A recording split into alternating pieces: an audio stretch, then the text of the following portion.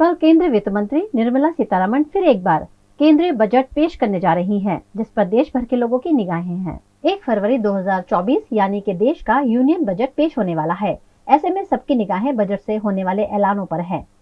Budget में वित्त मंत्री निर्मला सीतारमण के पिटारे से क्या निकलेगा और वो क्या ऐलान करेंगी, इस पर हर किसी का फोकस होगा और वो कल यानी 1 फरवरी को ही पता चलेगा। अंतरिम बजट से पहले अर्थशास्त्रियों का अनुमान है कि वित्त मंत्री निर्मला सीतारमण बुनियादी ढांचे के खर्च पर सरकार का जोर जारी रखेंगी। जानकारों का मानना है कि अंतरिम बजट होने के नाते कैपिटल एक्सपेंडिचर आउटले पिछले सालों की तुलना में कम होगा।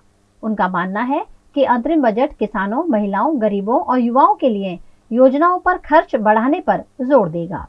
गुजरात की वडोदरा महानगर पालिका में बजट मुद्दे चर्चा करने स्थायी समिति और वीएमसी की संयुक्त मीटिंग का आयोजन किया गया। वर्ष 2024-25 के लिए म्युनिसिपल कमिश्नर द्वारा स्थायी समिति को 5,523.67 करोड़ रुपए का बजट पेश किया है। इस बजट के चलते विस्तृत चर्चा करने के लिए स्थायी समिति के सदस्यों और वडोदरा महानगर पालिका के पदाधिकारियों के बीच बैठक का आयोजन किया गया। आमदनी किस तरह से बढ़ाई जाए और खर्च को किस तरह से कम किया जाए जैसे तमाम महत्वपूर्ण विषयों पर चर्चा विमर्श किया गया। इस मौके पर म्युनिसिपल कमिश्नर सहित तमाम पदाधिकारी उपस्थित रहे।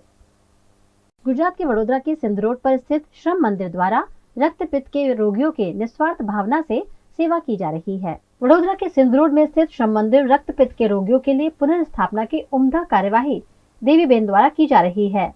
यह आश्रम रक्तपित्त की बीमारी से पीड़ित लोगों के लिए एक गांव की तरह हो गया है। श्रम मंदिर में इस बीमारी से पीड़ित लगभग 300 मरीज रहते हैं। यहाँ मरीजों को मात्र आश्रय ही नहीं मिलता, बल्कि प्रेम और सम्मान के साथ नवजीवन भी मिल रहा है। यहाँ इलाज लेने वाले मरीजों में से ज्यादातर मरीज ठीक होकर अपने पैरों पर खड़े हुए हैं। श्रम मंदिर में हर तरह की व्यवस्था उपलब्ध है। यहाँ एक उत्तम आरोग्य केंद्र बनाया गया है। यहाँ डॉक्टर से काउंसलिंग के लिए room, laboratory, medical store, operation theatre, हर तरह की सुविधाएं उपलब्ध हैं। यहाँ मरीज स्वाभिमान से अपना जीवन बिता सके, इस हेतु से कुटीर उद्योग का समावेश किया गया है। श्रम मंदिर में गुजरात के ही नहीं बल्कि देश के अन्य राज्यों के लोग भी इलाज करवा रहे हैं। रक्तपित्त रोग के बच्चे पढ़कर अपने पैरों पर खड़े हो सकें, इस उद्देश्य से यहाँ छात्रालय भी बनाया गया है। हाल ही में वडोदरा में रक्तपित्त के मरीजों को ढूंढने का अभियान चलाया गया था, जिसके तहत विभिन्न टीमों द्वारा की गई जांच में मिले मरीजों का इलाज शुरू किया गया है। रक्तपित्त बीमारी का इलाज हर सरकारी अस्पताल में मुफ्त में किया जाता है। રક્તપિત્તના દર્દીઓ સમગ્ર ભારતમાંથી આવેલા છે અને આ દર્દીઓનું અમે અહીંયા પુનર્વસન કર્યા। સારા થઈ ગયા પછી એના પરિવાર રાખવા તૈયાર નથી હોતા, એટલે એ લોકોનું અહીંયા પુનર્વસન કેન્દ્ર અમે ઊભું કર્યું છે। એ લોકોને રહેવા માટે અહીંયા સ્વતંત્ર રહેણાંક આપીએ છીએ, એટલે રૂમો આપીએ છીએ। એમાંથી 2 કેટેગરી પાડી છે। જે લોકો કામ કરી શકે એવા છે, વિકૃતિ ઓછી છે, તો એ લોકોનું રહેવાનું, લાઇટ, સારવાર એ બધું ફ્રી। એમના માટે કુટીર લઘુ કુટીર ઉદ્યોગો ચલાવીએ છીએ। ગૌશાળા છે, સંસ્થાના જુદા જુદા વિભાગોમાં છે, એમાં એ લોકો કામ કરે અને એમને આર્થિક સહાય પેઠે પૈસા મળે, એટલે એ લોકોને લાગે કે અમે સમાનભેર જીવી રહ્યા છીએ। 100 દર્દીઓ એવા છે કે જે ટોટલી વિકલાંગ છે, કામ નથી કરી શકતા, તો એની તમામ જવાબદારી સંસ્થાઓ પાડે છે।